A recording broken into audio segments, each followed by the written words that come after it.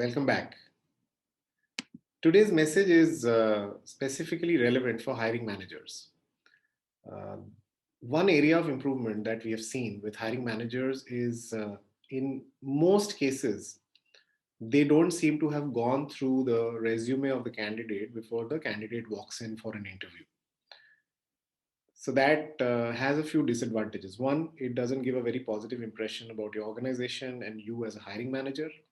Second, it also ends up wasting your time because since you haven't done any groundwork about the candidate, you have to give the candidate those extra 4 or 5 minutes to give background about himself or herself.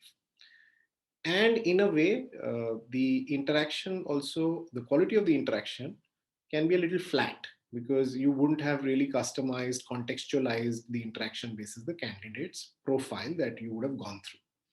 So my recommendation is to hiring managers to spend those extra 2 3 minutes before the candidate walks in.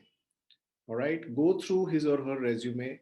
It'll give you some context about the candidate. It can also give you some advantage of asking some customized specific questions to a particular candidate basis his or her experience. This can make a world of difference. You know, the benefits that this exercise can bring in are one, obviously, a very positive candidate experience. The candidate does experience that he or she is interacting with someone who is well prepared, is well grounded, knows what the interaction is going to be all about, knows what they are looking for in the candidate. So gives a very professional, consistent experience. A couple of advantages for you as a hiring manager. One is you would have saved your time, right? Those extra 2 3 minutes that you would spend with the candidate, listening to him or her give a background, you would have saved that time by skimming through the profile beforehand. Not to say that you would not ask the candidate to introduce himself or herself, but you wouldn't have to spend as much time because you would have already had some background about the candidate basis the resume.